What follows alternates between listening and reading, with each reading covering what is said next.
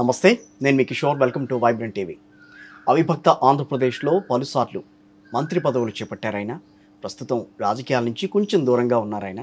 ఆయనతో మాట్లాడదాం. ఆంధ్రప్రదేశ్ రాజకీయాలు మొన్న జరిగిన ఎన్నికల్లో ఏ పార్టీ అధికారంలోకి వచ్చే అవకాశం ఉంటుంది, సో వైఎస్ఆర్ కాంగ్రెస్ పార్టీ మళ్ళీ అధికారం చేజిక్కించుకునే అవకాశం ఎంతవరకు ఉంటుంది, అదేవిధంగా కూటమి ప్రభావం ఎంతవరకు ఉంది ఆంధ్రప్రదేశ్ రాజకీయాల్లో, వీటన్నిటి మీద ఆయనతో మాట్లాడదాం.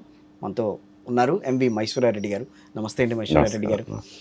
మైశ్వర్యారెడ్డి గారు, కొంచెం ఆంధ్రప్రదేశ్ రాజకీయాలని ఎన్నికల్ని చూసిన తర్వాత ఏమనిపించింది? మొన్న జరిగిన ఎన్నికల ప్రాసెస్ అంతా జరిగిన తర్వాత అంటే ఇప్పుడంటే రాజకీయంగా పార్టీల పరంగా చూసుకున్నప్పుడు ముందైతే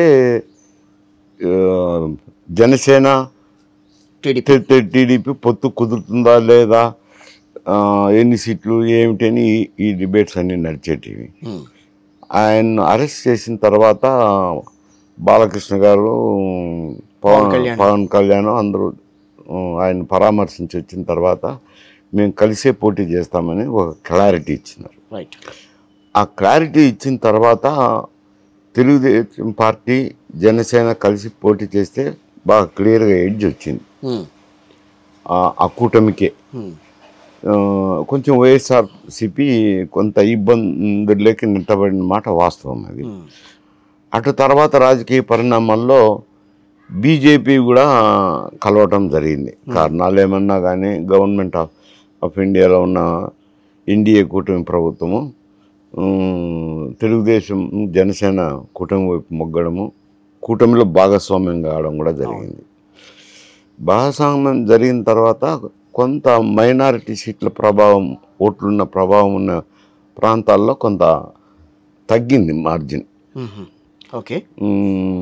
అంటే మైనారిటీ ప్రభావం ఉన్న ప్రాంతాలనంటే అంటే ఎక్కువ భాగం కడప, కర్నూలు, అనంతపురం పార్లమెంట్ సెగ్మెంట్ అయితేనేమి, అటు రాజంపేట పార్లమెంట్ సెగ్మెంట్ అయితేనేమి, కొంత ఆ ఏరియాలో ఎక్కడైతే మైనారిటీలు ఉన్నారో అక్కడ కొంచెం ఇబ్బందికర పరిస్థితులు ఉన్నాయి. ఓకేనండి. ఆ విధంగా చూసినా ఇప్పుడు మొత్తం మీద ఏతావత చూసుకుంటే కొంచెం ఎన్డీఏ కూటమికే ఎడ్జ్ కనపడుతుంది. ప్రజల్లో విచారించినప్పుడు కానీ ఏదైనా ఈ పందేలు రకరకాలు జరుగుతున్నాయి కదా, ఇవన్నీ వీక్షించినప్పుడు పరిశీలించినప్పుడు కూటమికే కాస్త కుస్త మెజారిటీ వస్తుందని అభిప్రాయం. మీ మాటల్లో దాదాపుగా 110 నుంచి ఎక్కువ వచ్చే సీట్లు వచ్చే అవకాశం ఉంటుందా కూటమికి? 100-110 వరకు వచ్చి ఏర్పాటు చేయొచ్చు.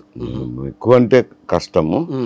ఎందుకంటే రాయలసీమలో ఒక 10 సీట్లు దగ్గర కూటమికి రావాల్సినవి బీజేపీ అలయన్స్ వల్ల దెబ్బతిన్నారు, చేటిపోయినాయి. కాకపోతే కోస్తలాంధ్రాలో అక్కడ మైనారిటీలు ఉండరు కాబట్టి కొంచెం ఒక 1%, 1.5% పెరిగి ఉండొచ్చు. కానీ ఇక్కడైతే కొంచెం మైనారిటీలు ఉన్న చోట దెబ్బే తగిలింది. సో కడప కర్నూలు జిల్లాల్లో, అంటే రాయలసీమ జిల్లాలో కొంత దెబ్బ అయితే తగిలింది. అది ఫెచ్చింగ్ అయింది కొంచెం వైఎస్ఆర్ కాంగ్రెస్ పార్టీకి అక్కడ ఫెచ్చింగ్ అయింది. అంటే ఇప్పుడు కడప సీటు అనేది ఇప్పుడు ఎక్కువగా అందరూ ఆలోచిస్తున్నారు. పార్లమెంట్ సీటు అవినాష్ రెడ్డి మళ్ళీ వస్తాడా, లేకపోతే ఈవిడ పోటీ చేస్తున్నారు కాబట్టి షర్మిల పోటీ చేస్తున్నారు కాబట్టి ఆవిడ మీద కాన్సన్ట్రేషన్ ఉంది. నిజంగా షర్మిల రాజకీయాల్లోకి వచ్చిన తర్వాత ఏమన్నా మార్పు కనిపించిందండి తెలుగు రాష్ట్రాల్లో? తెలుగు రాష్ట్రాల్లో అనేకంటే మనం ఆంధ్రప్రదేశ్ గురించి ఆంధ్రప్రదేశ్ అంటావా, లోక్సభ సీట్ అంటావా? లోక్సభ సీట్లకు కూడా. లోక్సభ సీట్ అయితే కడప పార్లమెంట్ సెగ్మెంట్ అడిగితే కదా, కడప పార్లమెంట్ సెగ్మెంట్ చూసినప్పుడు ఎప్పుడూ లేని విధంగా పులివెందుల్లో అయితే అన్ని పోలింగ్ బూతుల్లోనూ ఏజెంట్లను కూర్చోబెట్టగలిగినారు. అటు తెలుగుదేశం అభ్యర్థి బీటెక్ రవి కానీ, ఇటు షర్మిలా గారు కానీ, వివేకానంద రెడ్డి కుమార్తె బాగా తిరగటం అయితేనేమి కొంత ఏజెంట్లను కూర్చోబెట్టుకోగలిగినారు. ప్రజల్లో వినికిడి ఏమిట్రానంటే ఒక ఓటు అయితే జగన్మోహన్ రెడ్డికి వేసినారు, ఒక ఓటు అయితే షర్మిలాకి వేసినారని. ఒక ఓటు జగన్మోహన్ రెడ్డి గారికి, ఒకటేమో షర్మిలాకు. ఓకే. ఒకవేళ 30-40 వేలతో కానీ 50 వేలతో కానీ జగన్మోహన్ రెడ్డి గారు గెలుస్తారు. ఓకే. కానీ షర్మిలకు కూడా 5,000 10,000 మెజార్టీ రావచ్చు అనేది ఈ క్రాస్ ఓటింగ్లో అనే అభిప్రాయం ఉంది. ఎప్పుడు కూడా తెలుగుదేశం పార్టీ యొక్క అభ్యర్థులకు ఎవరికి వచ్చినట్టు లేదు. అక్కడ మెజార్టీ దాదాపు 50,000 నుంచి 1,00,000 ఉంటుంది. ఇతరు అయితే పోటీ ఒకవేళ 5,000 10,000 దగ్గర మార్జిన్కో రావచ్చు పులివెందుల. కడపలో ప్రధానంగా వైసీపీకి కాంగ్రెస్ మధ్యనే జరిగింది పోటీ అంతేగా. మిగతా నియోజకవర్గాలు చూసినప్పుడు మిగతా నియోజకవర్గాల్లో మైనారిటీ ఓట్లు ఉన్నాయి కదా. కడప కానీ అన్ని నియోజకవర్గాల్లోనూ ఉన్నాయండి. 7 నియోజకవర్గాల్లోనూ ఉన్నాయి. మైనారిటీ ఓట్లంతా మొత్తం రెండో ఓటు మాత్రం కాంగ్రెస్ పార్టీకే వేశారు. ఓకే.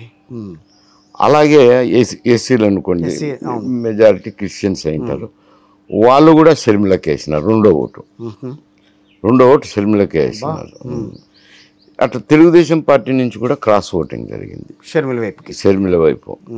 ఇటు వైఎస్ఆర్సీపీలో కూడా మైనారిటీస్ వీళ్ళంతా వేసినారు కాబట్టి డిపాజిట్ వస్తుందా రాదా అని అనుకున్న సీటు ఇది సుమారుగా దగ్గరికి లాగలిగినారు.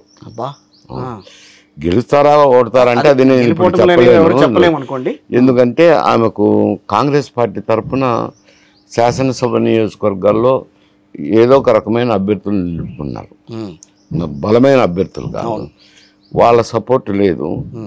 పూర్తిగా ఆమె గ్లామర్ మీద పార్టీ మేరకు ఓట్లు వేసినారు.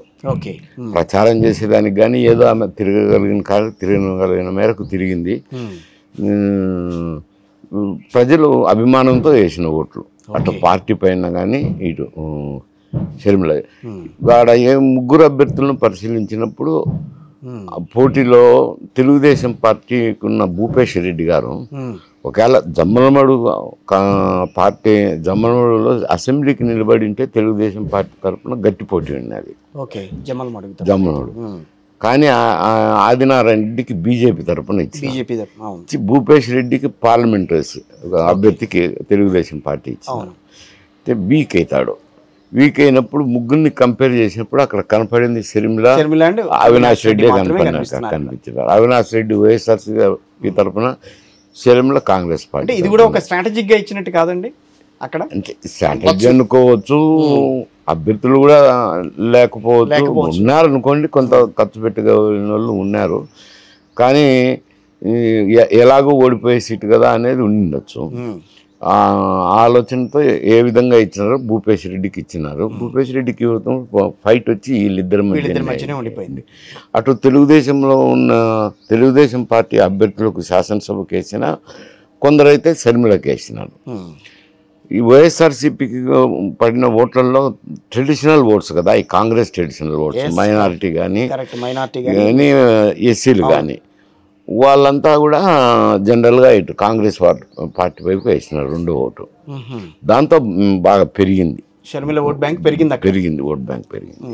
గెలుస్తారా ఓడుతారా అనేది అది అంత నిక్కచ్చిగా చెప్పలేదు. అక్కడ బేరీస్ వేసుకుంటే కనుక పర్మిటేషన్స్ కాంబినేషన్స్ మీరు చెప్పిన దాన్ని బట్టి చాలా మారినాయి. ఓవరాల్ బలమైన అభ్యర్థులు ఉంటే అది వేరే సమస్య. శాసనసభ నియోజకవర్గాల్లో లేరు కాబట్టి ఓటింగ్ శాతం అయితే పెరిగింది, కానీ గెలుస్తుందా ఓడుతుందా అనేది నేను ఇప్పుడే చెప్పలేను. కడప అయిపోయింది. ఇప్పుడు మొత్తం మీద అంటే బీజేపీని కలుపుకున్న దానివల్ల, కూటమిలో చేరిన దానివల్ల నెల్లూరు నుంచి శ్రీకాకుళం వరకు కొంత ఒక 7-8 సీట్లలో మైనారిటీల ప్రభావం ఉంటుంది. మిగతా చోట్ల అంత ఉండదు. ఈ రాయలసీమలో మైనారిటీల ప్రభావం ఉన్నంత అక్కడ ఉండదు. కాబట్టి అక్కడ మెజారిటీ బాగా రావచ్చు. గోదావరి నుంచి చూస్తే గోదావరి జిల్లాలో మొట్టమొదటగా చూసినప్పుడు పవన్ కళ్యాణ్తో కలిసినప్పుడు కొంచెము కాపు సామాజిక వర్గంలో లుకలుకలు ఉన్నాయి. కొందరు నాయకులు విమర్శించడం అయితేనేమి, మనకు ముఖ్యమంత్రి లేకుండా కూటమిలో చేరడం, సీట్లు ఎక్కువ ఇట్లాంటివన్నీ ప్రశ్నలు ఉదయించినాయి. కానీ ఫైనల్గా ఎలక్షన్ టైంకి వచ్చేసరికి బాగా సర్దుకొని ఈస్ట్ వెస్ట్ కానీ కృష్ణా గుంటూరులో కానీ గంపగుత్తగా ఎన్డీఏ కూటమికి వచ్చినాయి. దాంతో కూటమి బలం పెరిగిపోయింది. నేను కొందరు నాయకులు అడిగితే వాస్తవమే ఇక్కడ వెస్ట్ ఈస్ట్ కానీ కృష్ణా గుంటూరులో కానీ కూటమికే బాగా ఓటింగ్ పెరిగింది అని. పైకి వెళ్తే కూడా కొంచెం విజయనగరం జిల్లా వైఎస్ఆర్సీపీకి ఉంది. శ్రీకాకుళం కూడా లేదు. శ్రీకాకుళం వైజాగ్ మళ్ళా తెలుగుదేశంకి బాగుంటా. ఒక విజయనగరం మాత్రం కొంత వీక్ అని అంచనాల్లో వాళ్ళు ఎవరన్నా మిత్రులు ఉంటారు కదా మాట్లాడినప్పుడు చెప్పేది. అది పరిస్థితి ఏతావత ఎంతో కొంత మెజారిటీతో కూటమి ప్రభుత్వం ఏర్పాటు చేయవచ్చునేమో. ఐశ్వర్యారెడ్డి గారు, ఇది మీ రాజకీయ అనుభవం ద్వారా మీరు చెప్తున్నదా, లేకపోతే కడప జిల్లా అంటే మీది కాబట్టి మీరు కడప జిల్లా వ్యాప్తంగా మీకున్న ఫ్రెండ్స్ మీకున్న సర్కిల్ ద్వారా కొంత తెలుస్తుంది, కానీ అటు విజయనగరం కూడా చెప్తున్నారు అని అంటే రాజకీయ అనుభవం ఏదో తెలిసిందా, లేకపోతే ఉన్న ఉంటారు కదా స్నేహితులు ఉంటారు కదా చాలా మంది, వారితో మాట్లాడినప్పుడు చెప్పారు. సర్వేలన్నీ కూడా వైఎస్ఆర్ కాంగ్రెస్ పార్టీ అధికారంలోకి వస్తుంది అని చెప్పటంలో అర్థం ఏంటంటారు? నేను సర్వేల గురించి నేను ఎంత నమ్మాలో నేను చెప్పలేను. కామెంట్ చేయడం కూడా అంత బాగుండదేమో. ఎందుకంటే ఈ సర్వేలు ఎవరికొకరికి సొంతం ఎవరు సర్వే చేసేవాళ్ళు లేరు. ఎందుకంటే ఆర్థిక భారంతో కూడుకున్నది. ఎవరు కూడా అంత ఆర్థిక భారాన్ని రాయించి నిక్కచ్చిగా సర్వే చేసి ఫలితాలు వెల్లడించే వాళ్ళు తగ్గిపోయినారు. నీకు అనుకూలంగానో నాకు అనుకూలంగానో ఏదో కారణాల వల్ల సర్వేలు చేయించుకునే వాళ్ళకు చేస్తుంటారు. చేసినప్పుడు వాళ్ళ అభిప్రాయాలకు అనుకూలంగా సర్వేలు ఉంటాయి. అందుకని ఆ సర్వేలను శాంపుల్ ఎంత తీసుకున్నారు వీటన్నిటిని బట్టి కూడా ఉంటుంది. డిపెండెన్సీ చెప్పలేం గ్యారంటీగా. కానీ జనరల్గా రాజకీయ నాయకులను విచారించినప్పుడు వచ్చిన అభిప్రాయం మేరకు మీకు చెప్తాను. అంటే ఇప్పుడు వైఎస్ఆర్ కాంగ్రెస్ పార్టీ మీద యాంటీ ఇన్కంబెన్సీ బాగా ఉందని అంటారు. ఆ యాంటీ ఇన్కంబెన్సీని చీలకుండా, అంటే ఏదైతే ప్రభుత్వ వ్యతిరేక ఓటుని చీలనివ్వను అని చెప్పి పవన్ కళ్యాణ్ గారు మొదటి నుంచి చెప్పుకుంటూ వచ్చారు, నిజంగా ఆ ప్రభుత్వ వ్యతిరేక ఓటు అంతా గంపగుత్తగా ఇప్పుడు కూటమికి పడిందని అనుకోవచ్చా? అంటే వ్యతిరేక ఓటు అనేది ఎప్పుడు కూడా పార్టీలకు ఉంటుంది, పార్టీలకు పోతాయి. ఆపోజిట్ పార్టీ ప్రభుత్వంలో ఉన్న పార్టీ అధికార పార్టీకి కాకుండా ఇతర పార్టీలు పోతాయి. అది ఎంత ఉంది ఎంత పర్సెంటేజ్ అనేది, ఎందుకంటే ఇప్పుడు బాగా ధన ప్రభావం పెరిగింది. చెప్తే దాదాపు మెజారిటీ సీట్లలో 2,000 రూపాయలు పంచారు. కూటమి వాళ్ళు పంచినారు, వైఎస్ఆర్సీపీ వాళ్ళు పంచినారు. బహిరంగ రహస్యం. ఏదో ఎన్నికల కమిషను ధన ప్రభావం ఉండకూడదు, మేము చెక్ పోస్టులు పట్టుకున్నాం, వాళ్ళని వీళ్ళను వ్యాపారస్తులను పట్టుకోవడమే కానీ హోమ్ మినిస్టర్ అని కాదు అనుకోవడమే కానీ ఈ ఎన్నికల్లో పంపిణీ మాత్రం రెండు పార్టీలు కూటమి అయితేనేమి వైఎస్ఆర్సీపీ అయితేనేమి దాదాపు 2,000 రూపాయలు యావరేజ్గా పంచినారు. 2,000 అంటున్నారు, నేను 3,000 చూసాను ఆల్రెడీ. కొన్ని చోట్ల 3,000 పంచిన వాళ్ళు ఉన్నారు, 4 పంచిన వాళ్ళు ఉన్నారు, 5 కూడా హైయెస్ట్ పంచిన చోట్ల ఉన్నాయి. ఓటుకి ఈ 2,000 అయితే కామన్గా పంచినారు. ఎక్కడన్నా ఏదో వెరీ లిమిటెడ్ స్థానాల్లో 1,000 రూపాయలు పంచిండొచ్చు, 1,500 పంచిండొచ్చు. ఇద్దరు కూడా సమాన స్థాయిలోనే పంచినారు. పంపకం వల్ల ఏమవుతుంది అని అంటే ఓటింగ్ శాతం పెరిగింది.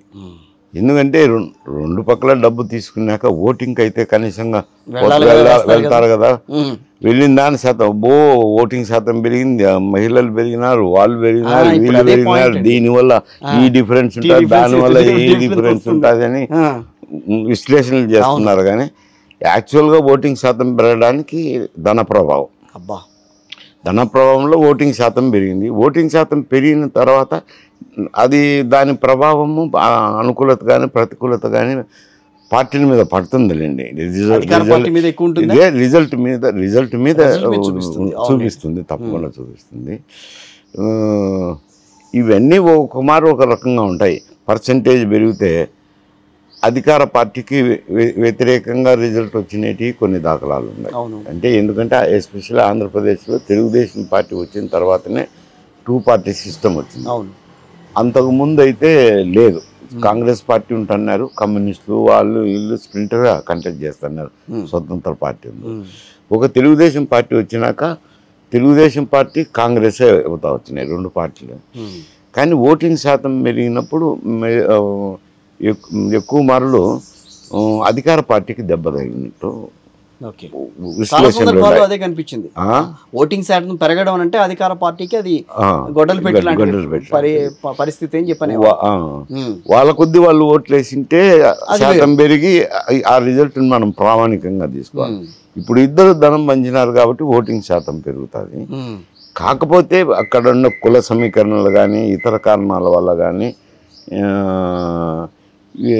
ఆ నిర్ణయాలను బట్టి నేను కొంచెం ఎన్డీఏ కూటమికి ఎడ్జ్ ఉండాలి అని చెప్తున్నాను. దాదాపు 81.86% అండి. దాంట్లో మహిళలు ఎక్కువ పర్సంటేజ్ ఉన్నారని అంటున్నారు, యువత తక్కువగా ఓటు వేశారని చెప్పని అంటున్నారు.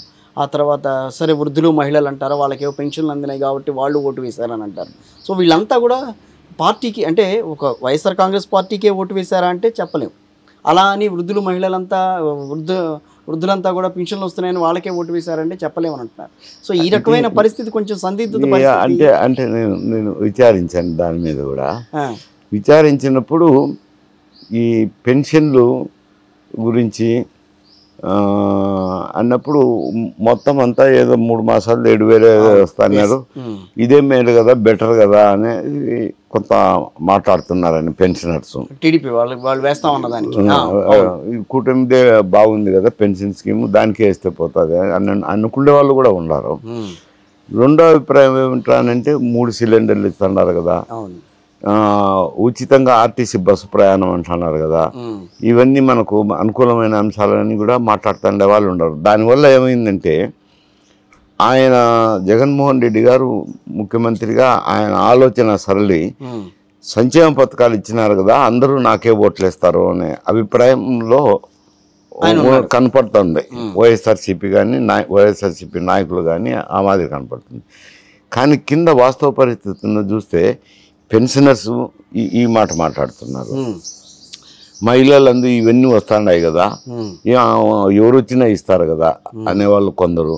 రెండోది ఏం వీళ్ళు మా డబ్బు మాకు ఇచ్చిన వాళ్ళే కదా ఏం వాళ్ళది ఇస్తున్నారా, ఈ చెత్త ఇస్తున్నారు ఈ చెత్త తీసుకుంటున్నారు అని అతనైతే సంక్షేమ కార్యక్రమాలు ఇచ్చినారు నాకే అనేది అది అంత కరెక్ట్గా కనపడడం లేదు. అందువల్ల కొంచెం జనంలో ఉండే మాటలను బట్టి వాళ్ళ సరళిని బట్టి ఏ జిల్లాల్లో ఏం జరిగినాయి అనేది విచక్షణ చేసినప్పుడు కొంత కూటమికి ఎడ్జ్ కనిపించింది. సో ఆ ఎడ్జ్ అనేది వైఎస్ఆర్ కాంగ్రెస్ పార్టీ కంటే ఎక్కువ వస్తుందా తక్కువ వస్తుందా అని చాలామంది అనుకున్నారు. 151 సీట్లు ఉన్నాయి. వైఎస్ఆర్ కాంగ్రెస్ పార్టీ మొదటి నుంచి కూడా వైనాట్ 175 అంటూ ముందుకెళ్ళింది. మరి ఆ 175 కన్నా కాకపోయినా అట్లీస్ట్ 100 దాడతారు కదా, వాళ్ళకు ప్రభుత్వం ఏర్పాటు చేస్తారు కదా అని చెప్పి చాలామంది మాట్లాడుతున్నారు. దాంట్లో మీ అభిప్రాయం ఏంటి అసలు? నేను చెప్పింది అదే కదా, తుద్దకు ఉండదు వాళ్ళలో కూడా మాకు పెన్షనర్స్ వేస్తారు, సంక్షేమ కార్యక్రమాలు వేస్తారు, మాకు 150 వస్తాయి అని ముఖ్యమంత్రి గారు కూడా ప్రకటన చేసి పోయినారు కదా పోయేటప్పుడు. కానీ మేము విచారం చేసినప్పుడు సర్వేలను నేను తీసుకోలేదు ప్రామాణికంగా. మాకు ఎందుకంటే ఫ్రెండ్స్ ఉంటారు కదా జిల్లాల్లో, వాళ్ళు చెప్తారు కదా ఆ జిల్లా, నేను ఇప్పుడు కడప జిల్లాకు చెప్పినట్టు మిగతా వాళ్ళు కూడా ఆ జిల్లాలో ఏం ఉంటుంది ఏం పరిస్థితులు ఉంటాయి ఎట్టెట్టుంటాయని విచారించినప్పుడు ఈ పరిస్థితి చెప్పారు. అంటే దాని మీద విశ్లేషణ చేసి చూసినప్పుడు కొంచెం ఎన్డీఏ కూటమికి అడ్వాంటేజ్. సో రాయలసీమ జిల్లాలో ఎక్కువగా ఎన్డీఏ కూటమి ప్రభావం చూపించిందా, కోస్తాంధ్ర జిల్లాలో చూపించిందా, లేకపోతే ఉత్తరాంధ్రలో చూపించిందని అంటే ఏం చెప్తారు? ఇప్పుడు అట్లా అంటే రీజనల్ తీసుకున్నప్పుడు కొంచెం ఇక్కడ రాయలసీమలో ఎన్డీఏ కూటమి కొంచెం ఇబ్బందిలో ఉన్నాయి. ఎందుకు అంటే మైనారిటీ ఓట్లు ఉన్నాయి కాబట్టి. బీజేపీ కలిసిన తర్వాత మీరు ఆ మాట అంటే అనంతపురం గురించి నేను మాట్లాడాలి. హిందూపురం మరి బాలకృష్ణ పోటీ చేస్తున్నారు, అటు పక్కన ఆయన స్వామీజీ పోటీ చేస్తున్నారు, పరిపూర్ణానంద స్వామి, ఆయన బీజేపీ నుంచి.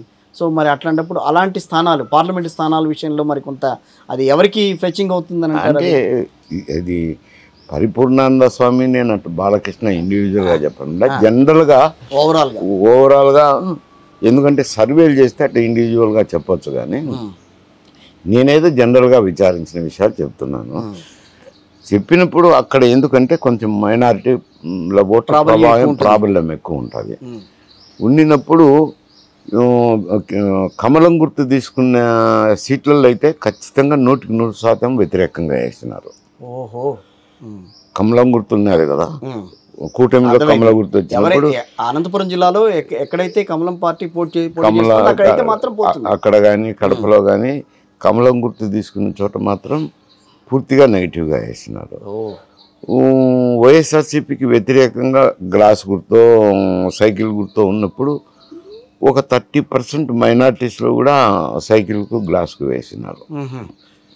ఆడ కొంచెం ఎందుకంటే ఎవరు ఎన్నికైనా కానీ ఎవరు ముఖ్యమంత్రి అయినా కానీ కూటమి తరఫున ముఖ్యమంత్రి అయినా వైఎస్ఆర్సీపీ తరఫున ముఖ్యమంత్రి అయినా మోడీ దగ్గరికే వెళ్ళేవారే కదా అని అంత గంప గుర్తుగా వేయలే. కమలం గుర్తు దగ్గర మాత్రం గంప గుర్తుగా వ్యతిరేకం వేస్తారు. కానీ కూటమి కలిసిన తర్వాత మైనార్టీలు కూటమి కంటే వైఎస్ఆర్ కాంగ్రెస్ పార్టీ వైపే మొగ్గు చూపారు. ఎందుకంటే కొంచెం మొగ్గు ఉంది కాబట్టి అని చెప్పి బీజేపీ ఉంది కాబట్టి మొగ్గు చూపినారు.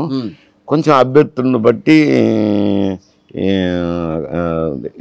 అదే ఎస్పెషల్లీ తెలుగుదేశం పార్టీ అభ్యర్థులు జనసేన అభ్యర్థులు అయినప్పుడు కొంచెం అభ్యర్థులను బట్టి కొంత శాతం ఓట్లు అయితే చీలి వాళ్ళకు కూడా వేసినారు.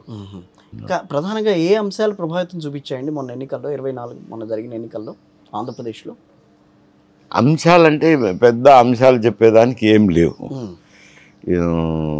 జనరల్గా కుల సమీకరణలు అయితేనేమి, జనరల్ క్యాండిడేట్ అభ్యర్థులు అయితేనేమి, పార్టీల ప్రభావం అయితేనేమి వీటి మీదనే పోయింది కానీ ప్రత్యేక అంశాలు అంటూ ఏం లేవు. కులాల ప్రభావం బాగా కనిపించింది కదా. కులాల ప్రభావం ఉంది. ఎందుకని అంత ఎందుకంటే ఈసారి ఇప్పుడు ఇంత ఎందుకంటే ఉంటుంది కొంతమేర లేదని చెప్పను నేను. ఆంధ్రప్రదేశ్లో ఇతూరి కాపు కులాలు జనసేన వచ్చిన తర్వాత అక్కడ కాపు కులం కానీ ఇటు రాయలసీమలో ఉండే బలిజ కులం కానీ వాళ్ళు కొంచెం జనసేన వైపే మొగ్గినారు. జనసేన అంటే కూటమి అవుతుంది కదా, కూటమి అవుతుంది. మరి అలాంటి టైంలోనే కదా ముద్రగడ వైపుకు తిప్పుకునే ప్రయత్నం చేసింది. అక్కడంటే ఆంధ్రాలో అంటే కమ్మ సామాజిక వర్గం ఉంటుంది, ఇక్కడ రాయలసీమలో తక్కువ అనుకోండి. ఏదో చిత్తూరు, కొంత మేరకు అనంతపురము, కడపలో చాలా తక్కువ. కడపలో చాలా తక్కువ. ఈ వాళ్ళు తెలుగుదేశం పైన ర్యాలీ అయినారు. బీసీ వర్గాలు ఇటుకొని అటుకొని ఎన్డీఏ కొందరు అట్లా రకరకాలుగా తిరిగినాళ్ళండి. సో కుల ప్రాతిపదికన ఓట్లు జరిగినాయి, ఓట్ల శాతం పెరిగింది అని అనుకోవచ్చా? అంత అన్ను కానీ కొంత ర్యాలీ అయినారు. పూర్తి ఎన్నికల ఫలితాలు మాత్రం దాని మీద ఆధారపడి లేవు. రకరకాల అంశాలు, డబ్బు, కులాలు, పార్టీల ఇమేజ్, తర్వాత ప్రభుత్వ పనితీరు అన్నీ కలబోసిన్నాయి.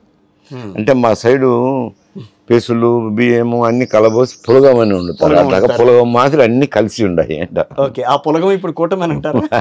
కూటమి ఈ ఫలితాల మీద అంటే ఇప్పుడు కుల ప్రాతిపదికన ఓటు అడగటం, కుల ప్రాతిపదికన ఓటుని అభ్యర్థించడం అనేది ఆంధ్రప్రదేశ్ రాజకీయాల్లో మొదటి నుంచి పెద్దగా లేదు కదండి మీకు తెలిసినంత. అంటే ఇప్పుడే కులాల మీద ఎవరు అడగలేదు కదా. అంతే, అలా ఎందుకు అడగలేదు మరి పవన్ కళ్యాణ్? అంటే కాపు సామాజిక వర్గం అంతా తనకు వెనకాల ఉన్న వెన్నుదన్నుగా నిలవాలని చెప్పి ఆయన మాట్లాడారు. అంటే ఉండొచ్చు జనసేన పార్టీకి, కానీ కింద వెళ్ళినప్పుడు అభ్యర్థులు అట్లా కులాల మీద వారిగా అడగలేదు. జనరల్గా ఈ అంశాలన్నీ కలబోసి రిజల్ట్ వచ్చినాయి. పైన పోలరైజేషన్ కొంత అట్లా జరిగింది. ఎందుకంటే జనసేన ఫస్ట్ టైం వచ్చింది కాబట్టి కాపు కులం కొంత పోలరైజ్ అయింది. ఇంతకుముందు కాంగ్రెస్కి ఉండేది, మళ్ళా తర్వాత అట్లా తెలుగుదేశం, జనసేన, వైఎస్ఆర్సీపీ కూడా రకరకాలు పోయింది. ఇప్పుడు కొంచెం పోలరైజేషన్. ఈ కమ్మ సామాజిక వర్గం ఎక్కువగా అట తెలుగుదేశం పోలరైజ్ ఉంటాయి కదా. ఇంకా బీసీలు రకరకాలు, ఇటు అటు అంతా రకరకాల పోలరైజేషన్. ఇవి అన్నీ నేను ఎందుకంటే పులగం అని అన్నాను కదా, కిచిడి మాదిరి తయారైంది. కిచిడి అంటే అందరికీ ఆంధ్రప్రదేశ్ అన్నారు.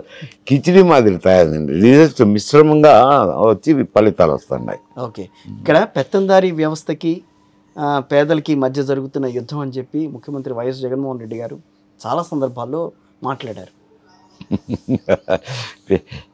ఆయన చూసే పేదలు ఎవరో ధనికులు ఎవరో నాకు ఆయన ఏ కేటగిరీ వస్తాడో ఆయన క్యాల్కులేట్ చేసుకోవాలి. మరి లీడరు పార్టీ తీసుకుంటే ఇది పేదల పార్టీ అనేది చెప్పచ్చు. లీడరే పెద్ద ధనవంతుడు, తెలుగుదేశం నాయకుని కంటే ఎక్కువ ధనవంతుడు కదా. పార్టీలో ఉండే నిలబడిన అభ్యర్థులు కూడా ధనవంతుడే కదా అంట. మరి పేదలకు ధనికులకు యుద్ధం ఎట్లా జరుగుతుంది ఆయన చెప్పచ్చు. కానీ స్లోగను అక్కడ పేదలు ధనికులని కాదు జరిగింది. ఈ చెప్పింది కదా నేను అన్నిటిని పట్టి ఏదో ఒక రిజల్ట్ వస్తుంది. ఇప్పుడు రకరకాల సమస్యలు. ఓకే, సో లోకల్గా ఉండే సమస్యలు అయితే కేవలం ప్రభుత్వం మీదనే వ్యతిరేకత అనేదానికి లేదు, కులాల సమీకరణ అనేదానికి లేదు, అభివృద్ధి లేదులేండి, అభివృద్ధి ఏమి లేదు. అదేంటి మీరు అన్ని పోర్టులు కట్టామని చెప్పి మొన్న కూడా వాళ్ళు పెద్ద స్టేట్మెంట్ రిలీజ్ చేసుకున్నారు. ఎవడో వచ్చి అభివృద్ధి జరుగుతోంది చాలా కాదు, ఎవడో వచ్చి పోర్టు కట్టుకుంటే ప్రభుత్వం చేసింది. రోడ్లకైతేనేమి, వైద్యానికి అంటే ఏముండాయి ఖర్చు పెట్టడానికి. అవన్నీ అభివృద్ధి అనేది కుంటుపడిందిలేండి. సంక్షేమ కార్యక్రమాలపైనే మొగ్గు చూపించినారు. ఈ సంక్షేమ కార్యక్రమాల వల్ల ఓట్లు వస్తాయని అనుకున్నారు. కానీ వీళ్ళ మేనిఫెస్టో, తెలుగుదేశం మేనిఫెస్టో ఇంకొంత మరి ఇంత ఆశాజనకంగా పెట్టడం వల్ల అయితేనేమి ప్రజల్లో ఇదొకటి జిఎస్టీ వచ్చింది కదా. అంతకుముందు పన్ను అనేది ఎవరికి తెలిసేది కాదు. ఈ జిఎస్టీ వచ్చినాక ఎక్కడ పోయినా బిల్లులో ధర జిఎస్టీ అని సపరేట్గా బిల్లు వేస్తున్నారు. వేస్తేకి ఈ పన్ను తెలిసిపోతుంది. పన్ను ఏందా, ఈ ధర ఎంత అయితే పన్ను ఇంత అనేది ప్రతి ఒక్కరికి తెలిసిపోతుంది. స్టేట్కి వచ్చేది కాదు కదా, సెంట్రల్కి వెళ్ళేది కొంత పర్సెంటేజ్ ఉంటుంది, 40% ఇస్తారు. స్టేట్ జిఎస్టీ ఉంటుంది. అవును, సెంట్రల్ జిఎస్టీ సెంట్రల్ పోతుంది, కస్టమ్స్ సెంట్రల్ పోతుంది. అవును, ఇన్కమ్ ట్యాక్స్ అంటే కొంత 5% ఆఫ్ ది పీపుల్ సెంట్రల్ పోతుంది.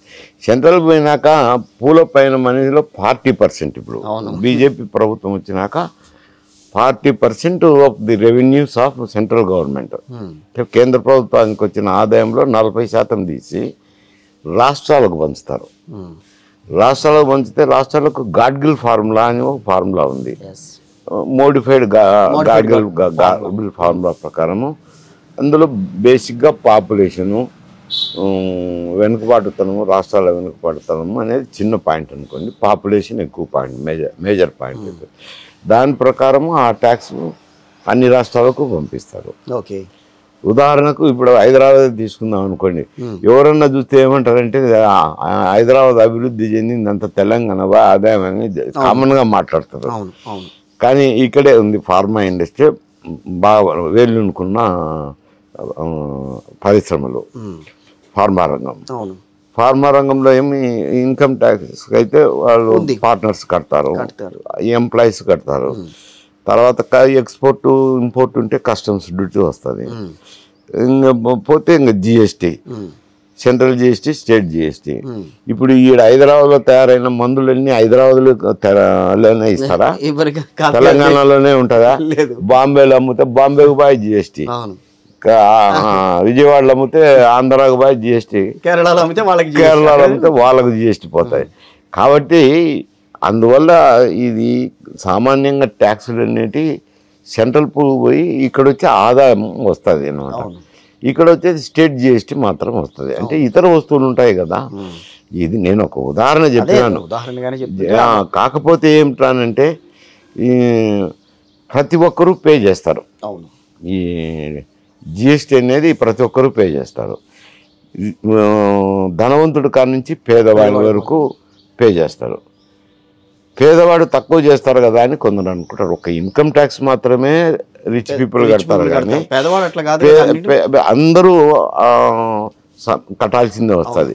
ఇంకా కంపేర్ చేసుకుంటే పేదవాడే ఎక్కువ కడతారు. ఎందుకంటే ఒక కప్పు కాఫీనే తీసుకుందాము, మన స్థాయిలో ఏమంటే హాఫ్ కప్పు తాగితే పూర్తిగా తాగినామంటాం. మళ్ళీ అందులో షుగర్ ఉంటే కనుక షుగర్ వేసుకోము. కాబట్టి మనం తక్కువ కడతాం. పేదవాడి దగ్గరికి వెళ్ళేసరికి ఇంత గ్లాసు పోసుకొని తాగితే కానీ తృప్తి పడదు. షుగర్ వేసుకున్నా సుమారుగా ఒక 1/4 కేజీ వేసుకుంటే కానీ సంతృప్తి పడదు తీయంగా. అందుకని వాడు ఎక్కువ కడతాడా, ఇతను ఎక్కువ కడతాడా? కాబట్టి అందుకే మామూలుగా 5 to 10% this way that way పేదవాడు కానీ ఇచ్చివాడు కానీ ఒకే రకంగా ట్యాక్స్ కట్టినప్పుడు పేదవానికి సంక్షేమ పథకాలు అనేది ఊతం ఇవ్వాలి. రైట్. ఎందుకంటే ధనవంతునికి కొంత బరువు కాదు, కానీ పేదవానికి బరువు అవుతుంది కదా ట్యాక్స్. అందుకోసమే సంక్షేమ పథకాలు ఇవ్వాలనేది ఆర్థిక శాస్త్రం చెప్తుంది. కానీ వానికి భూతం ఇచ్చే విధంగా ఉండాలా, జీవనోపాధి కల్పించేటట్టు ఉండాలా, రాష్ట్రానికి అభివృద్ధి కుంటుపడకుండా ఉండాలా.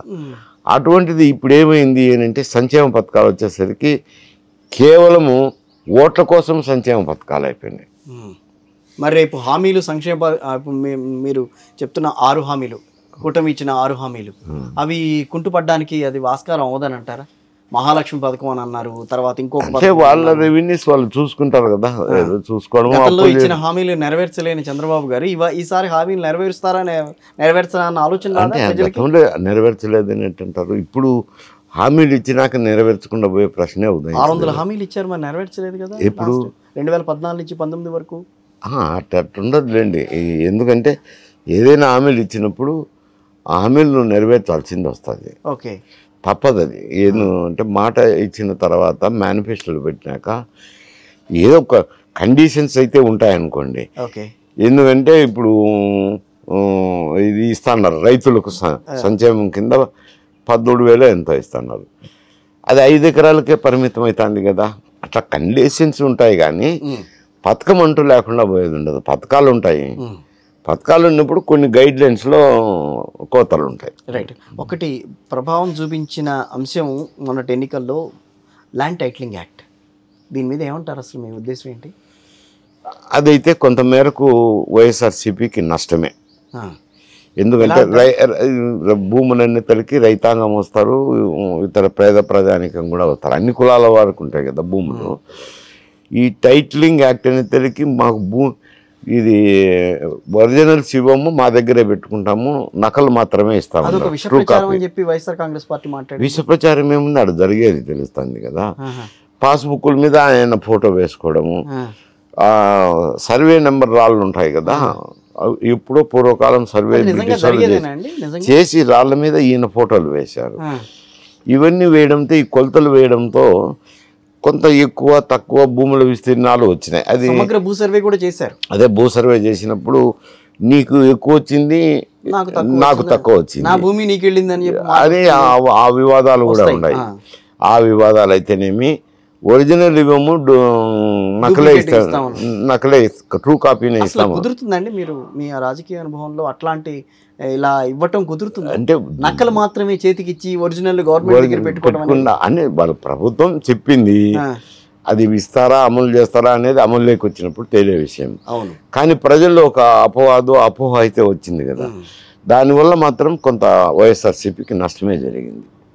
ఈడ ధరణి వల్ల బీఆర్ఎస్కి ఎట్లా నష్టం జరిగిందో అక్కడ ల్యాండ్ టైటిలింగ్ యాక్ట్ వల్ల కూడా ఇదే. నేను అందుకే ఎప్పటి నుంచో అమల్లో ఉంది కదండి, అది ఇంప్లిమెంట్ చేయటం అనేది కాదా?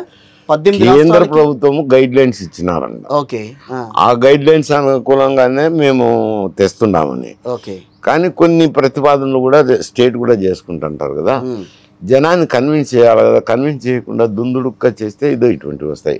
కానీ నష్టం అయితే జరిగింది. ఇంకా రైతుల్లో కొంచెం అపోహ వచ్చింది, భూములు ఉన్న వారి దగ్గర రైతులన్నీ. ఇలాంటి కారణాలన్నీ కూడా, ఇలాంటి అదే అందుకే నేను కిచిడి అని చెప్పాను, వైఎస్ఆర్ కాంగ్రెస్ పార్టీ మీద ప్రభావం చూపించినాయి. ఫలానా అంశం అని చెప్పలేం, కానీ అన్ని వివిధ కారణాల వల్ల ఈ ప్రభావం వచ్చింది అని నేను చెప్పిన.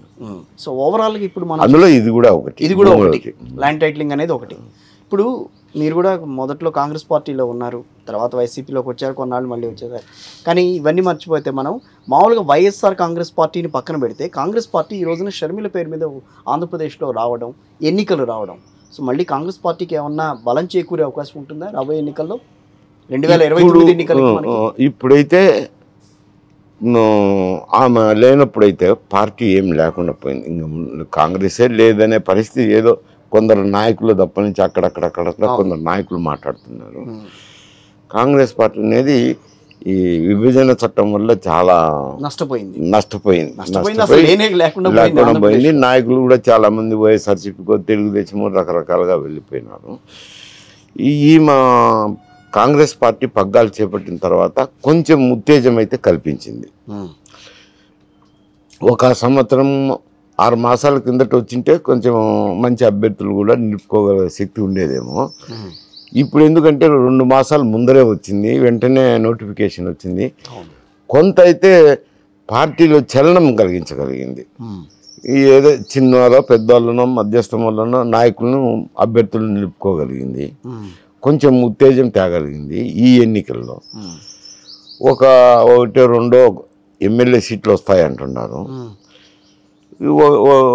పార్లమెంట్ సీట్లో గెలవాలా. నెక్స్ట్ ఎలక్షన్లకైతే కొంచెం బలం పుంజుకునే అవకాశం ఉంది కాంగ్రెస్ పార్టీ. ఈమె అదే పట్టుదలతో పనిచేసి కాంగ్రెస్ పార్టీ కూడా ఆమెకు సహాయ సహకారాలు అందించగలిగిందంటే పుంజుకునే అవకాశం ఉంది. పార్టీ పరంగా ఏం చేద్దామని అనుకుంటున్నాం అనే విషయం కంటే ఆవిడ వైఎస్ జగన్మోహన్ రెడ్డి ముఖ్యమంత్రి అన్నయ్య మీద ఎక్కువగా ఆవిడ వాగ్బాణాలు విసరటం మీదే కనిపించింది మొన్న ప్రచారాలు కానీ, లేకపోతే ఆవిడ వచ్చిన తర్వాత అంటే అది ఎన్నికల్లో వచ్చింది కాబట్టి ఆవిడ ఎన్నికల్లో జరిగే ప్రచారం అంతా దుష్ప్రచారమే ఉంటుంది కదా. ఓకే, నేనేమి చేస్తాను అనేది ఉండదు.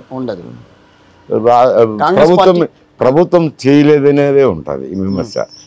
ఎందుకంటే మెయిన్గా దృష్టి అంతా ప్రభుత్వం మీద పోతుంది. ప్రభుత్వం ఈ పని చేసిందా లేదా అనే విమర్శన చేస్తారు ఎవరు చేసినా కానీ. కాకపోతే ఆమె ముఖ్యమంత్రి జగన్ కాబట్టి జగన్ విమర్శించగలిగి, చెల్లెలు జగన్ అన్నను విమర్శించగలిగి అది ప్రాధాన్యత సంతరించుకునేది. ఏ ప్రతిపక్ష పార్టీ అయినా కానీ ముఖ్యమంత్రిని అధికార పార్టీని విమర్శిస్తారు కదా, అది సహజం కదా. ఇద్దరు చెల్లెళ్ళు వ్యతిరేకించారు, తల్లి వ్యతిరేకించింది. సో ఒక రకమైన స్లోగన్ కూడా బయటకు వచ్చింది. చెల్లెళ్ళని దగ్గర ఉంచుకోలేని వాడు, తల్లిని దగ్గర ఉంచుకోలేని వాడు ఇప్పుడు రాష్ట్ర ప్రజల్ని ఏ రకంగా దగ్గర చేర్చుకుంటాడు అక్క చెల్లెళ్ళు అని సభల్లో సంబోధించినప్పుడు ఇంట్లో చెల్లెళ్ళను అక్కగారిని ఇది సంభాళించలేకపోయినారు, బయట వాళ్ళందరినీ ఏం సంభాళించుతారు వస్తుంది కదా, తప్పదు కదా. ఇప్పుడు నేను శాసనసభ్యుడిగానో మంత్రిగానో ఉన్నాను. నేను నా కుటుంబం సరిగా చూసుకోకపోతే అది నియోజకవర్గ ప్రజల మీద కూడా పడుతుంది కదా. ఏందే ఆయన కుటుంబం ఎట్లుంది, మనం చేసేది ఏముంది అని అంటారు. అది సహజంగా, అది పర్సనల్గా తీసుకోరా ఎవరు కూడా, వాళ్ళ కుటుంబ వ్యవహారం అది కాదు. నేను నాయకుని కదా, నాయకుడి కుటుంబమే అట్టుంటే ప్రజలకు ఏం చేస్తారనేది వస్తుంది.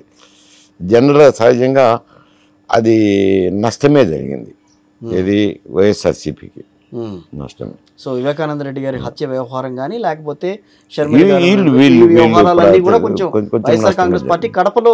కడపలో అయితే వివేకానంద రెడ్డి హత్యకు సంబంధించి నష్టమే. ఈ వీళ్ళు కాంగ్రెస్ పార్టీ తరఫున ప్రచారం చేయడంలో కొంత ఇమేజ్ నష్టం జరిగింది. కొంచెం పక్కకు వచ్చాం మనం. కాంగ్రెస్ పార్టీ ప్రస్థానం ఇంకా పెరిగే అవకాశం ఎంతవరకు ఉంటుందని అంటే, పెరిగేదంటే అది ఈ ఎన్నికల్లో లేదు, 29 ఎన్నికలు వస్తాయి కదా. పక్కన బీజేపీ కూడా రెడీ అవుతోంది. ఎట్లాగైనా సరే మళ్ళీ ఆంధ్రప్రదేశ్లో మళ్ళీ ఎలాగైనా సరే మళ్ళీ ముందుకు రావాలన్న ఆలోచన ఉంది. రావాలని ఉండొచ్చు. మీరు కాంగ్రెస్ పార్టీ ప్రస్తావించినారు కాబట్టి రేపొద్దున ఉంటే అటు ఎన్డీఏ కూటమి రావాలా, ఇటు వైఎస్ఆర్సీపీ అన్న రావాలి. రెండే ఆల్టర్నేటివ్, వేరే లేదు. ఒకవేళ వైఎస్ఆర్సీపీ ఓడిపోయి ఎన్డీఏ కూటమి అధికారంలోకి వచ్చింది అనుకో, అప్పుడు వైఎస్ఆర్సీపీలో ఉండే ఓటింగ్ ఎట్టుంది, సరళి ఎట్టుందంటే మైనారిటీ కానీ ఎస్సీలు కానీ అంటే వీళ్ళంతా కాంగ్రెస్ వైపు మొగ్గే ప్రమాదం ఉంది. కాబట్టి వైఎస్ఆర్సీపీకి దెబ్బ తగులుతుంది. ఒకవేళ వైఎస్ఆర్సీపీ మళ్ళీ అధికారంలోకి వచ్చింది అనుకో, రెండే ఆల్టర్నేటివ్స్ అన్నాను. అప్పుడు తెలుగుదేశం ఓట్ బ్యాంకు ఇటు షిఫ్ట్ అయ్యే అవకాశం బీజేపీకి, వైఎస్ఆర్సీపీ, కాంగ్రెస్ పార్టీకి. ఇటైనా అటైనా వస్తే ఇద్దరే ఉండేది, ఇద్దరులో ఎవరో ఒకరు రావాలా. ఈమె కంటిన్యూస్గా టెనేషియస్గా ఫైట్ చేస్తా కాంగ్రెస్ అధిష్టాన వర్గం కూడా సపోర్ట్ చేసి మద్దతు ప్రకటించిందంటే, సహకారం అందించిందంటే తప్పకుండా కాంగ్రెస్ బలకొనే అవకాశం ఉంది. అంటే తర్వాత ఇప్పుడు వైఎస్ఆర్ కాంగ్రెస్ పార్టీ ఓడిపోయినా, తెలుగుదేశం పార్టీ ఓడిపోయినా అది కాంగ్రెస్ పార్టీకి లాభించే అంశం సార్ మొత్తం మీద. రైట్, ఇంకొకసారి మనం తెలంగాణ వ్యవహారానికి సంబంధించి ఒక్కసారి మాట్లాడదాం మీతో. తెలంగాణలో దాదాపుగా ఇప్పుడు 8 బీజేపీ గెలుస్తుంది, 3 కాంగ్రెస్, 3 బీఆర్ఎస్ గెలుస్తాయని చెప్పని అంటున్నారు. మీ అంచనా ఏంటి ఆ విషయంలో? అంటే జనరల్గా మొన్న కూడా ఓట్ల శాతం తీసుకున్నా, సీట్లు తీసుకున్నా బీఆర్ఎస్ కంటే కాంగ్రెస్కు ఓటింగ్ శాతం పెరిగింది, సీట్లు కూడా పెరిగినాయి. అయితే ల్యాండ్ స్లైడ్ 63తో సరిపెట్టుకున్నారు. ఏదో గవర్నమెంట్ ఫామ్ చేసినారు. ఇప్పుడు నష్టపోయింది ఎవరు నష్టపోతున్నారు అని అంటే బీఆర్ఎస్ నష్టపోతుంది. ఓకే, బీఆర్ఎస్ నష్టపోయి బీజేపీ బలపడుతుంది. ఇప్పుడు పార్లమెంట్ ఎన్నికలు వచ్చేసరికి fight between BJP and Congress అయింది. అదైతే ప్రస్ఫుటంగా కనపడుతుంది. బీఆర్ఎస్ లేదు అసలు, బీఆర్ఎస్ ఏమన్నా 1 సీటు 2 సీట్లు ఏమన్నా రాగలుగుతాయేమో కానీ బీఆర్ఎస్ నష్టపోయింది. ఆ స్థానాన్ని బీజేపీ భర్తీ చేసింది. ఇప్పుడు ఫైట్ వీళ్ళిద్దరి మధ్యనే ఉంది, కాంగ్రెస్ బీజేపీ మీద. 2-3 సీట్లు అటో ఇటో ఇద్దరు గెలుచుకోవచ్చులేండి. ఏది కాంగ్రెస్ బీజేపీ, ఏదన్నా 1 సీటు 2 సీట్లు బీఆర్ఎస్ గెలుచుకోవచ్చు. ఆ పరిస్థితి ఉంది ఇప్పుడు. ఓకే, సో హై హ్యాండ్ మాత్రం బీజేపీ ఉండే అవకాశం ఉంటుంది ఇక్కడ. హై హ్యాండ్ అని చెప్పలేను, ఎందుకంటే గవర్నమెంట్ ఉంది, ప్రతిఫలాలు అనుభవిస్తున్నారు కాబట్టి. 1-2 సీట్లు అటు ఇటు మళ్ళీ బీఆర్ఎస్ పుంజుకునే అవకాశం లేదా ఇక్కడ? అంటే మళ్ళీ బీఆర్ఎస్ అయితే ఇప్పుడు 1 సీటు 2 సీట్ల కంటే ఎక్కువ వచ్చే పరిస్థితి లేదు. సో బీఆర్ఎస్ ఎమ్మెల్యేలన్నా పోనీ బీఆర్ఎస్ లో ఉంటారా రాబోయే రోజుల్లో? చెప్పలేము, ఎందుకంటే పార్టీ బలహీన పడినప్పుడు రకరకాల అభిప్రాయాలు వస్తాయి కదా. వాళ్ళు కూడా కానీ మన కేసీఆర్ ప్రజల్లో తిరిగినప్పుడు మంచి రెస్పాన్స్ వచ్చింది. ప్రజల్లో రెస్పాన్స్ ఉంటుంది, జనం ఇప్పుడు రారనేది ఏముంది, జనం వస్తా అంటారు. దాన్ని బట్టి కాదు, జగన్మోహన్ రెడ్డి సభలకి వచ్చారు, ఇక్కడ చంద్రబాబు నాయుడు సభలకు వస్తారు, ఈడ బీఆర్ఎస్కి వస్తున్నారు, కాంగ్రెస్కి వస్తున్నారు, బీజేపీకి వస్తున్నారు. అది కాదు, ర్యాలీలకు సభలకు వచ్చి జనాన్ని బట్టి కాదు, జనరల్గా ప్రైవేట్గా మాట్లాడుతున్న టాక్లో ఉన్న విషయాలను బట్టి. ఓవరాల్గా ఫైనల్గా చూస్తే ఎన్డీఏకి 400 సీట్లు పైచిలకు రావాలని చెప్పి వాళ్ళు టార్గెట్ పెట్టుకున్నారు. ఇటు ఈయన 175 ఎట్లా అన్నారు, వాళ్ళు 400 పైచిలకు అన్నారు. దక్షిణాది రాష్ట్రాల నుంచి 65 పైచిలకు రావాలి మాకు సీట్లు అని వాళ్ళు ఎక్స్పెక్ట్ చేశారు. అలాంటి సిచ్యువేషన్ ఏమన్నా ఉందా? 400 సీట్లు అనేది ఆ ప్రభావం కనపడడం లేదులేండి. ఓకే, ఊరికే స్లోగన్, ఈడ 175 స్లోగన్ ఎట్టినా ఆడ 400 సీట్ల స్లోగన్.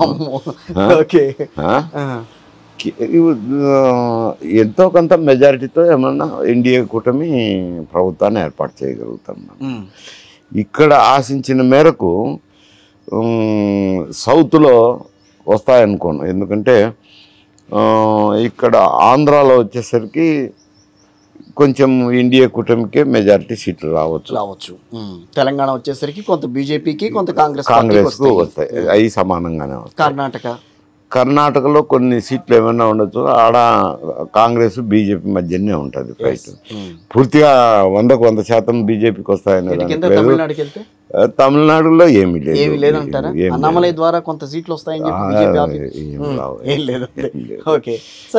కేరళ ఏమి లేదు, మరి ఇంకెక్కడ ఉన్నాయి. అక్కడే ఏదో కొంత నార్త్లో గతంలో 2019 ఎలక్షన్ల కంటే కొంచెం తగ్గచ్చునని, తగ్గినప్పుడు కొంత ఏదో థ్రెడ్ బేర్ మెజారిటీతో ఈ కూటమి భాగస్వామ్య సభ్యులు ఉన్నారు కదా, వాళ్ళ బలంతో ఎన్డీఏ ప్రభుత్వం రావచ్చు. అంతేగాని కాంగ్రెస్ పార్టీకి అవకాశం లేదు ఈసారి, అంటే ఇప్పటికైతే లేదనుకుంటాను. నెక్స్ట్ ఎన్నికలకైనా రాహుల్ గాంధీ అది అంటే మీరు ఒక కాంగ్రెస్ వాది కాదు అడుగుతాను, అంటే నిజంగా మూడ్ కనిపిస్తోంది ప్రజల్లో. అది నెక్స్ట్ టైం కథ, ఎందుకంటే నెక్స్ట్ టైం గవర్నమెంట్ రావాలా, పరిణామాలు అవన్నీ చూసి అయితే చెప్తాం. ఇప్పుడు ఏంటి చెప్తాం, నెక్స్ట్ టైం కథ. కొంచెం అయితే అతను జోడ యాత్ర చేసినాక రాహుల్ గాంధీ తర్వాత ఈ ఎన్నికల్లో పాల్గొన్నాక కొంత నాయకత్వ లక్షణాలు, స్టేట్మెంట్లు కొంచెం పరిణితి చెందిన నాయకుడుగా కనపడతాడు రాజకీయంగా. రైట్, ఫైనల్గా అండి, మీరు వైఎస్ఆర్ కాంగ్రెస్ పార్టీలో కొన్నాళ్ళ నుండి మళ్ళీ బయటకు వచ్చేసారు. సో ఇప్పుడు వైఎస్ఆర్ కాంగ్రెస్ పార్టీ ఎదుర్కొంటున్న పరిస్థితులు మీరు చూశారు, ఎన్నికల్లో ఏ రకమైన పరిస్థితి ఎదుర్కొంటుందని. సో వైఎస్ఆర్ కాంగ్రెస్ పార్టీలో మీకు ప్రధానంగా కనిపించిన మైనస్లు ఏంటని అంటారు? మైనస్లు అంటే ఆయన సంక్షేమ కార్యక్రమాలే నాకు ఓట్లు వేస్తాయని పరిపాలన మీద దృష్టి పెట్టలేదు ఎక్కువ. ఈ పరిపాలన మీద దృష్టి పెట్టకపోవడము, ఈ శాండు, లిక్కరు, ఇవంతా ప్రజల అంత అడ్మినిస్ట్రేటర్ కాదని చెప్పగలరా? అంటే అడ్మినిస్ట్రేషన్ అంత దృష్టి పెట్టలేదు అంటారు. ఓకే. ఇప్పుడు ఈ లిక్కర్ అయితే అది బ్రాందీ షాప్ కాడికి వెళ్తే వానికి కావాల్సిన బ్రాండ్ దొరకదు. రేట్లు చూస్తామా అని అంటే దేశంలో ఎక్కడా లేని రేట్లు ఉన్నాయి. దానివల్ల ఈ సంక్షేమ పథకాలు అందినా కానీ ఆ కుటుంబాల్లో ఎవరో ఒకరు తాగే వ్యక్తి ఉంటాడు. జనరల్గా తాగిన వాళ్ళందరూ వ్యతిరేకమే. ఏంది ఎక్కడా లేని బ్రాండ్లు. ఉదయం పోయి అక్కడ బ్రాండ్ గురించి నువ్వు అడగాల్సిన అవసరం లే. 100 రూపాయల 200 300 రేటు 300 ఏంటంటే ఏదో 300 ఏదో ఒక బ్రాండ్ తీసిస్తారు. మళ్ళీ ఒక 2 గంటలకు పోయి 300 ఇయ్యలే అని అంటే అది వేరే బ్రాండ్ వస్తుంది. అంత అధ్వానంగా ఉంది పరిస్థితి. తర్వాత ఈ శాండ్ది కూడా మామూలుగా ఇండ్లు అందులో ప్రతి ఒక్కరికి అవసరం ఉంటుంది. దాని మీద కాంట్రాక్టర్కి ఇచ్చే తల్లికి అధికంగా ధరలు పెరిగిపోవడము, నిర్మాణ ఖర్చులు పెరిగిపోవడంతో దాని మీద చెడ్డ పేరుంది. ఈ పరిపాలన అంటే ఇంకా ఏం లేదు, సంక్షేమ పథకాలు ఇచ్చుకోవడం కూర్చోవడం, అంతకంటే మించేం లేదు. అభివృద్ధి అంటూ ఏం లేదు. 3 రాజధానుల అంశం కూడా ప్రభావం చూపిస్తుందా? 3 రాజధానులు అంటే ఆయన అది మా ఆలోచన వేరులేండి. ఎందుకంటే ఆయన అమరావతిలో పెట్టినాడు, రాయలసీమకు అన్యాయం చేసినాడు అనేది చంద్రబాబు నాయుడు మీద ఉంది. అది చెప్తున్నా, అందుకున్నాడు. ఇది తప్పకుండా ఉంటుంది. ఆయన చేసిన పని ఏం చిన్న పని కాదు. ఆయన అటువంటి పనే చేసినాడు. సరే, ఆయన రాయలసీముడే, ఈయన రాయలసీమ, ఇద్దరు రాయలసీములే. ఈయన ఏం చేసినాడు? ఏమి చేసింది లేదు. ఈయన నేను 3 రాజధానులు చేస్తాను, 3 రాజధానులని ముద్దు పేరు పెట్టినాడు. కానీ శాసనసభ వ్యవహారాలు అక్కడ జరుగుతాయి అమరావతిలో. Administrative capital Vizag.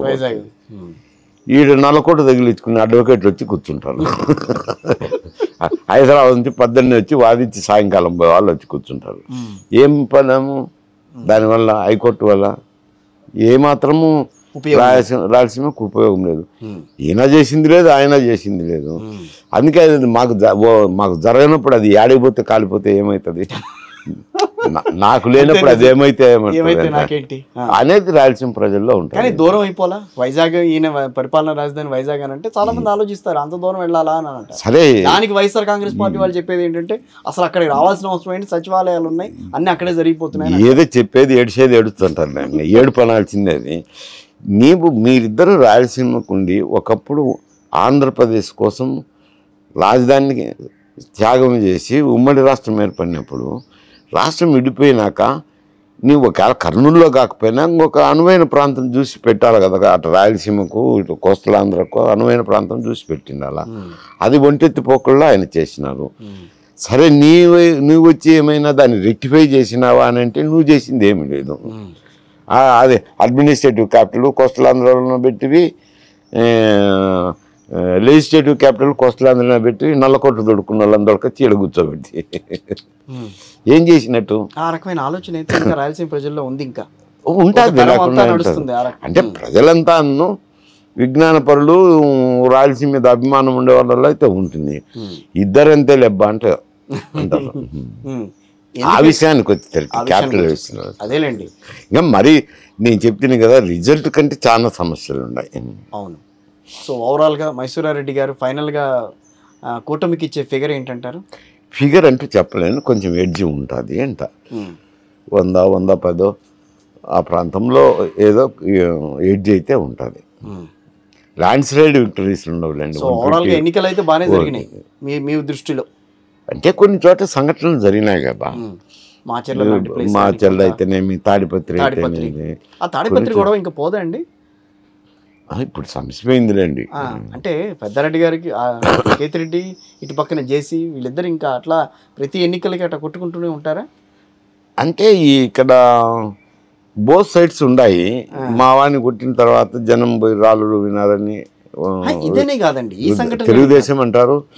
వాళ్ళ అటు వైఎస్ఆర్సీపీ వాళ్ళు మా వాడిని కొడితే మా వాళ్ళు వచ్చి రాళ్ళు వేసినారని వాళ్ళు అంటారు. పోలీసు వైఫల్యం అయితే కొట్టొచ్చినట్లు కనపడుతుంది. ఎందుకంటే ఈ ముందే ఇట్లా సెన్సిటివ్ ఏరియాస్ను గుర్తించి వాళ్ళ నాయకులను కలిసి కొంచెం కన్సోల్ చేసి ఏదో నిష్పక్షపాతంగా వ్యవహరిస్తే ఇటువంటి సమస్యలు ఉత్పన్నమైనాక దాన్ని మంట అంటుకున్నాక ఆర్పేదానికి కొంత టైం పడుతుంది కదా, ఇమీడియట్గా చేతి అంచేయలేం కదా, అది పరిస్థితి ఏంటో తగ్గిపోతుంది. ఏమంటారు sir? For suppose YSR Congress party మళ్ళీ అధికారంలోకి వస్తే రాష్ట్ర భవిష్యత్తు ఏంటి? ఏముంటాయి పెద్దగా ఇప్పుడు ఉన్నట్టే ఉంటాయి సంక్షేమ కార్యక్రమాలు, అభివృద్ధి ఉండదు. ఈసారన్నా అభివృద్ధి మీద దృష్టి పెట్టారంటారా? ఎక్కడున్నది ఆదాయం వచ్చింది సరిపోయే సంక్షేమ కార్యక్రమాలు ఎక్కడ పెడతారు? అలాంటప్పుడు మీరు తెలుగుదేశం పార్టీ వస్తే చేసేది ఏంటి? ఎప్పుడైనా అంతే, సేమ్ అంతే. కానీ ఎందుకంటే అక్కడ అభివృద్ధి అనేసరికి కొంచెం రాయలసీమలో ఇక్కడంటే కోస్టల్ ఆంధ్రాలోనంటే నాగార్జున సాగర్ ప్రాజెక్ట్ అయితేనేమి, కృష్ణా బ్యారేజ్ అయితేనేమి, గోదావరి బ్యారేజ్ అయితేనేమి, అక్కడ వంశధార ప్రాజెక్ట్ అయితేనేమి, ఈ ప్రాజెక్టులు వచ్చినాయి, కాలువలు దిగినారు, నీటిపారుదల సౌకర్యం ఉంది, అనుభవించుతున్నారు. సరే, పోలవరం కూడా అవ్వాలనుకోండి. పోలవరం అయితే అది వేరు సమస్య, డెల్టా స్టెబిలైజేషన్. కాకపోతే కాస్త కూస్తో ఒక 80 టీఎంసీలు మళ్ళిస్తారు కాబట్టి అందులో రాయలసీమకు భాగం వస్తుంది. దానికోసం పోలవరం అంటాము. ఇప్పుడు రిజర్వాయర్లు అయితే ఉన్నాయి కానీ పంట కాలువలు లేవు. చంద్రబాబు నాయుడు గారు ఉన్నప్పుడు పంట కాలువలు తీయలేదు. ఈయన 5 సంవత్సరాల నుండి నేను కడప బిడ్డను, కడపలోనే వామకొండ కింద కానీ సర్వాయి సాగర్ కింద కానీ పంట కాలువలు తీసిన దాఖలాలే లేవు.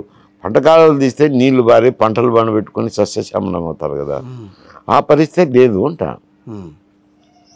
ఇప్పటికీ 10 ఏళ్ళు అవుతుంది అంతే. చెరువుల్లో నీళ్లు నిండుతున్నాయి, ఆ చెరువు కింద ఎవరన్నా మోటార్లు వేసి కొట్టుకోవాల్సిందే కానీ కాకపోతే ఒక్కరికి కూడా పంట కాలువ కింద పంట పొలాలకు నీళ్ళు ఇచ్చిన దాఖలాలు లేవు. సార్, ఫైనల్గా నేను ఒక మాట అంటాను, దానికి మీరు ఓకే అంటారా? ఏ పార్టీ వచ్చినా ఆంధ్రప్రదేశ్ భవిష్యత్తు ఇంక అంతేనని అనుకోవచ్చా? అంటే ప్రస్తుతం ట్రెండ్ అట్లుంది. ఎక్కడ చూసినా ఈ సంక్షేమ కార్యక్రమాలు నేను ముందే చెప్తాను కదా, ఎందుకంటే పన్నులు అందరూ సమానంగా కడతారు, కాస్త కూస్తంగా పేదలు కడతారు, ఎక్కువ కడతారు.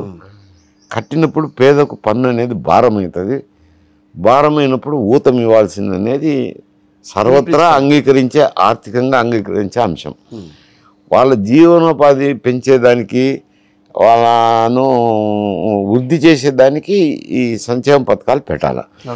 ఇప్పుడు సంక్షేమ పథకాలు ఏమైనాయి? ఓట్ల కోసం సంక్షేమ పథకాలు అయినాయి. ఈ సంక్షేమ పథకం పెడితే మహిళలు వేస్తారు, ఈ సంక్షేమ పథకం పెడితే వృద్ధులు వేస్తారని ఓట్ల కోసం సంక్షేమ పథకాలు అయినాయి. ఇవి మొత్తం దేశం మొత్తం మీద అట్లే వచ్చేసినాయిలేండి.